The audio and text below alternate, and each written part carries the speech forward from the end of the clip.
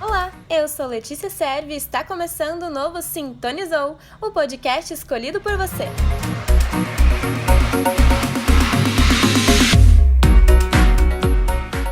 Hoje é dia 14 de abril de 2020, são exatamente 19 horas e 56 minutos, 28 graus na cidade de Ribeirão Preto e um tempinho bem gostoso para poder ficar em casa e curtir aquela live no Instagram nessa quarentena, né? Porque é o que tem para hoje e para os próximos dias.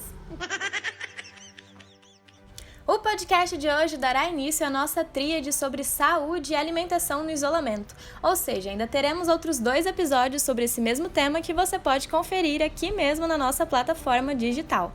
E o assunto de hoje é alimentação. Como manter uma boa alimentação estando em casa 24 horas bem pertinho de uma geladeira, um armário cheio de guloseimas, cada hora beliscando um negocinho aqui e outro ali. Quem aí já não ganhou uns quilinhos a mais na balança, né? Nós estamos apenas no começo de abril e eu já ganhei quilinhos pro ano inteiro. Então, diante dessa situação, ficamos sem saber o que fazer, porque parece que toda hora o nosso organismo quer comida. Mas por quê? Quem vai nos explicar isso hoje é a nutricionista doutora Raquel Perucci. Nutricionista clínica formada pela Universidade de Ribeirão Preto e mestre pela USP na Faculdade de Medicina, também em Ribeirão Preto. Especializada em nutrição hospitalar pelo HC da Faculdade de Medicina e especializada em suplementação pela instituição da Consul Pharma High Nutrition e também possui especialização em estética e esportes da Faculdade Clarentiano de Batatais.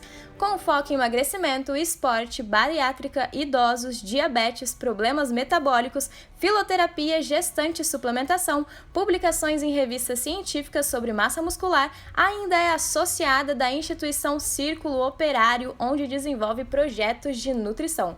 Depois de um currículo desses, alguém ainda tem algo a dizer? Porque eu só tenho boa noite, Raquel! Boa noite, Letícia. Boa noite, ouvintes. Tudo bem? Por aqui está tudo ótimo, obrigada. Inclusive, muito obrigada pela sua presença aqui conosco hoje, que com certeza será muito rica de informações e esclarecimentos para quem nos acompanha e deixou a sua dúvida nas nossas redes sociais. Raquel, vem cá, você já atacou a geladeira nessa quarentena? Porque muitos dos nossos ouvintes querem saber como não atacar ficando todo esse tempo em casa, porque tá complicado, viu? Então, Lê, a questão dessa vontade, né, de atacar a geladeira o tempo todo, ela vem principalmente da ansiedade que é gerada nesse momento, né? Muitas pessoas preocupadas com a saúde, com a economia, com os familiares, né? E isso dispara, né, alguns hormônios do estresse, que tem ligação com a parte do apetite, né? E temos que lembrar alguns mecanismos que podemos utilizar para driblar um pouco isso, né? E quais são esses mecanismos? A primeira de tudo, também fazendo um gancho no período que estamos, né? Hoje é período do outono, um período que as chuvas acabam diminuindo, começa a ficar seco e a propensão para uma queda de resistência devido à amplitude térmica que acontece. Então tem dias que está 30, tem dias que está 15, tem dias que está 20.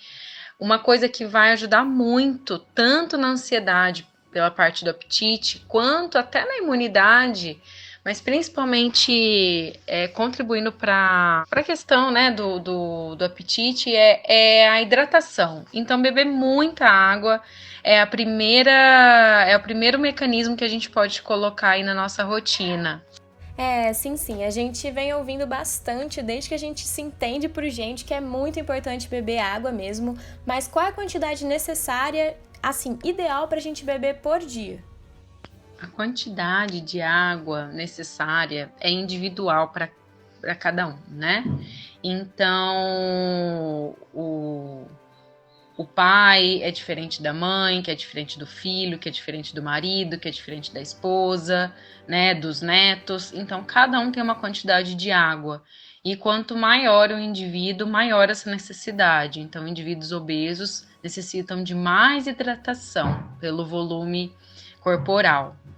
E aí a hidratação, né, principalmente com água, né, mesmo, ela vai gerar vários mecanismos de saciedade por conta da dilatação estomacal. Se você for agora procurar um copo d'água, uma garrafinha e tomar por volta de 400 ml, algumas pessoas notam que sente uma certa pontada, né?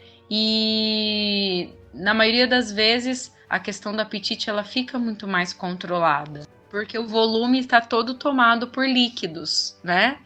E então assim, uma coisa que eu chamo a atenção aqui para as pessoas é a questão da fome fisiológica e a fome emocional.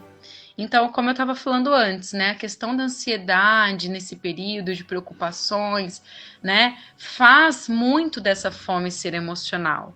Então, o primeiro mecanismo que a gente consegue fazer para diferenciar é se hidratar bastante, né?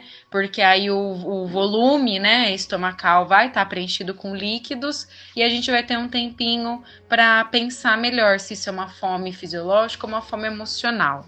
Tá vendo, pessoal? A fome pode ser emocional, sim. Então enche esse buchinho de água aí.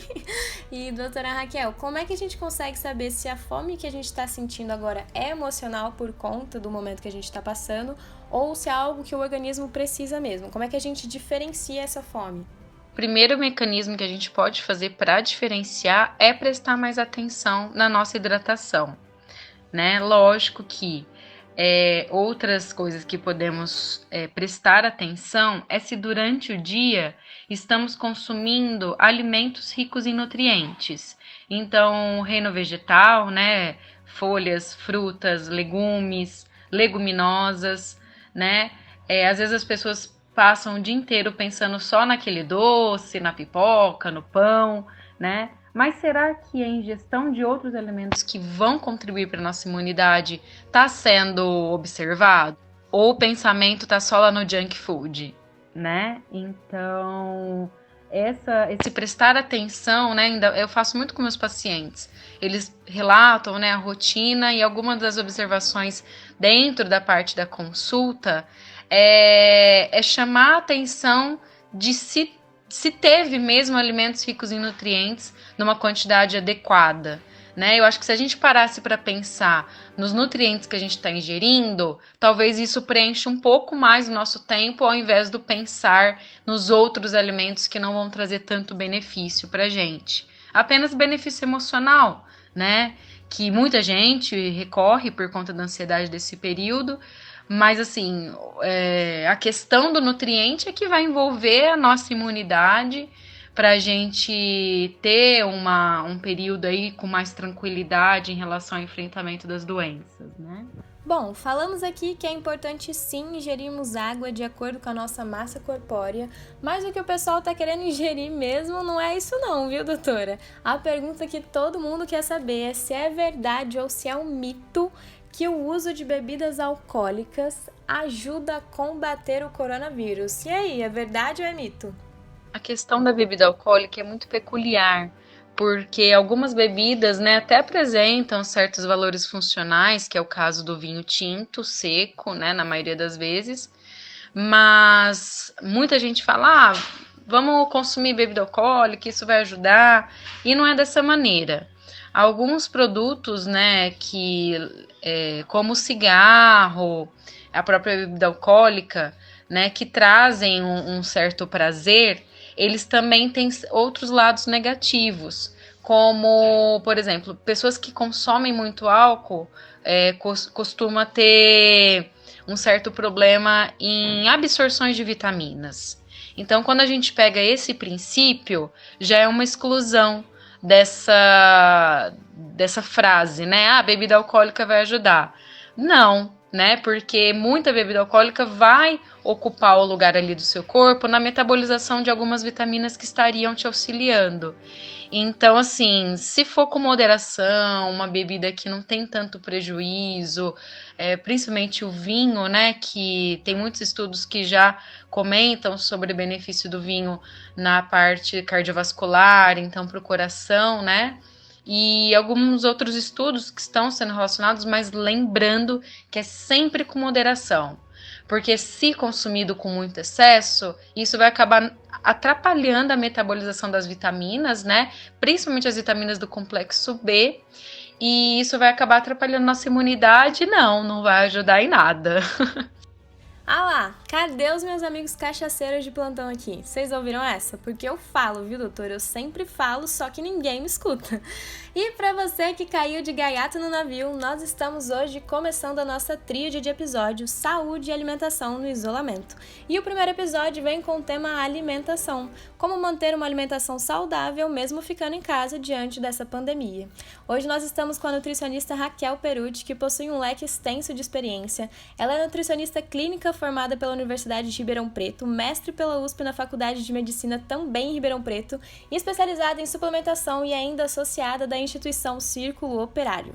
A doutora está nos esclarecendo aqui hoje todas as dúvidas e ainda dando dicas de como continuar se alimentando da maneira correta.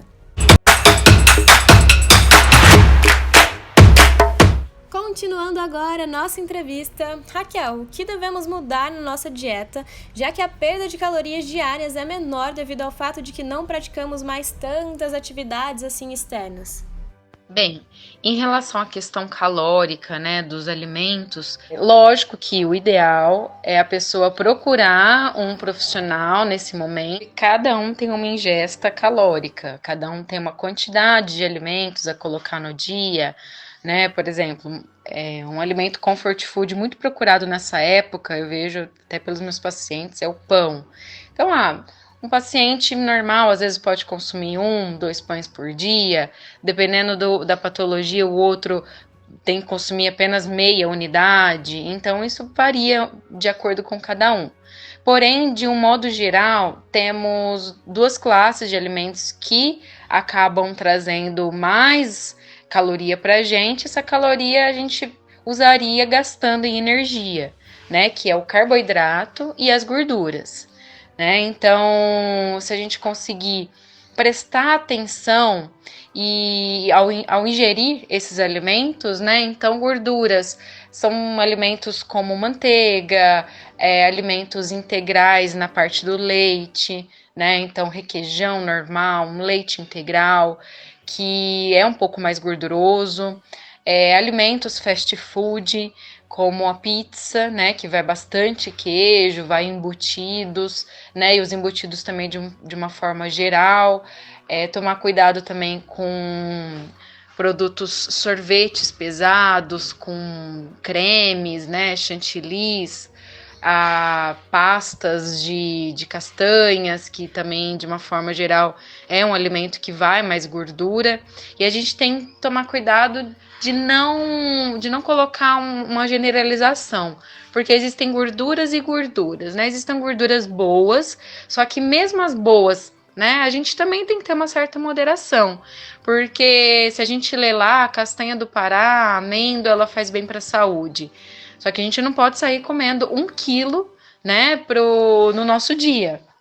Então, os alimentos ricos em gorduras, eles trazem uma caloria maior, e se a gente não gasta essa caloria, ela fica armazenada para um outro momento, ou, né, tem pessoas que não têm esses momentos. Então, o ideal é controlar a quantidade mesmo, né? E aí, em relação aos carboidratos, a primícia deles é fornecer energia para a gente. Então, como a gente não tem um tempo para gastar esses carboidratos, né, evitar os carboidratos mais brancos, né, preferir os integrais, que nos dá um tempo maior para nosso gasto, né? Então, a diferença do integral e do branco, justamente a velocidade com que a gente absorve e gasta, né, esse carboidrato que vai ser gerado glicose, né, dentro da gente. Mais uma vez eu digo a vocês, caros ouvintes, que tuchem água nos buchinhos de vocês, viu? Mas a gente sabe também que não é só de água que um organismo sobrevive, né? A gente precisa de uma rotina saudável, de alimentos certos, que também podem contribuir para esse combate do coronavírus. Mas aí, quais que são os alimentos? Quais alimentos mantêm a nossa imunidade alta, doutora? Os alimentos que são mais significativos na nossa imunidade são os legumes, frutas, verduras e proteínas, né? Além, né, logicamente, que temos dentro do grupo da proteína as proteínas animais e as proteínas vegetais, e ambas são muito boas e importantes. Por exemplo, o ouvinte, né, que está escutando, se ele não tem uma alimentação saudável, comece o mais rápido possível, né? Eu posso dar algumas dicas aqui. Lógico, o ideal é cada um ter a sua particularidade, porque cada um tem uma tolerância, uma ingesta. Mas, por exemplo, o café da manhã, almoço e jantar, né? É importante essa alimentação estar rica em nutrientes. Quais as classes que mais têm nutrientes para nos oferecer para a parte alimentar do nosso dia a dia? A parte vegetal, né? Então, legumes, verduras e frutas. Então, aquela pessoa também que não consome fruta e quiser ficar só no legume, né? Pelo menos ingerir alguma classe do reino vegetal. Então, nas grandes refeições que eu acabei de comentar, café da manhã, almoço e jantar, ter fontes vegetais que são riquíssimas em nutrientes nessas refeições. Então, vegetal no café da manhã, né, ou legume ou fruta, vegetal no almoço e no jantar, né, que é a primícia de uma boa imunidade. Porém, né, eu acabei de comentar, não é só isso também. As proteínas é uma classe muito importante, né? Então, proteínas animais e vegetais devem estar norteando o restante das nossas alimentações, né? O que são proteínas vegetais? Grãos, né? Feijão, vagem, castanhas, grão de bico, soja, feijão branco, entre outros grãos, tá? Né? Todos os dias. Eu sei que tem paciente que fala, nossa, né, mas será que é fácil? Será que é difícil? Né? A gente tem que prestar atenção, né? Se a gente está incluindo essas fontes vegetais no nosso dia a dia, das leguminosas, porque ela vai nos oferecer tanto os nutrientes como proteínas também, né? Então, procurar nas grandes refeições, tá notando quanto a esses nutrientes, né? Eu digo grande refeição, principalmente café da manhã, almoço e jantar. Né? E para quem não é vegetariano, tá colocando fontes de carnes brancas, leves em gordura, né? Então, se o paciente ele gosta muito de carne vermelha, procurar um corte mais magro, grelhado, né? Porque aí é aquilo que a gente estava falando, controlar a ingesta calórica nesse momento. Sim, exatamente, controlar a ingesta calórica. E se for atacar a geladeira, atacar com consciência e criatividade, né? Que, aliás, o brasileiro é muito criativo e hoje existem várias redes sociais que dão dicas de uma boa sobremesa fitness. Você tem alguma página para nos indicar, algum portal, site em que a gente consiga encontrar esse tipo de conteúdo? Um dos principais lugares onde a gente pode encontrar informações assim é no Guia Alimentar para a População Brasileira, né? É um guia que a gente encontra pelo Ministério da Saúde. Quem tiver interesse pode até colocar no Google, né, que o site aparece e tem um conteúdo muito legal lá para ler sobre alimentação. E também tem os guias de acordo com a idade, o guia para gestante, para idosos, para crianças, né, que tem certas particularidades, porque como eu disse, né, no começo da nossa conversa, cada pessoa, né, tem uma necessidade de se alimentar diferente. Então, nos sites do Ministério da Saúde, a gente tem bastante informação legal. Raquel, se alguém tiver alguma dúvida, como que a gente pode estar entrando em contato com você? Bem, se alguém tiver alguma dúvida, né, se quiser entrar em contato comigo, minhas redes sociais é só você me procurar Raquel Perucci, né, no Instagram. Lembrando que o meu Raquel é com CH. E pode me mandar e-mail se a pessoa necessitar. Meu e-mail é raquelperucci@gmail.com. Se as pessoas quiserem tirar dúvida ou fazer qualquer agendamento, né, é o 016 991 74 8685. É isso, pessoal. Esse foi o nosso primeiro episódio da Tríade Saúde e Alimentação no Isolamento. Gostaria muito de agradecer a presença da Raquel Perucci, que reservou um tempinho para estar aqui presente conosco, tirando nossas dúvidas e dando várias diquinhas. Muito obrigada.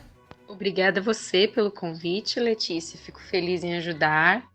E até uma próxima. Espero ter ajudado, esclarecido algumas dúvidas aí das pessoas.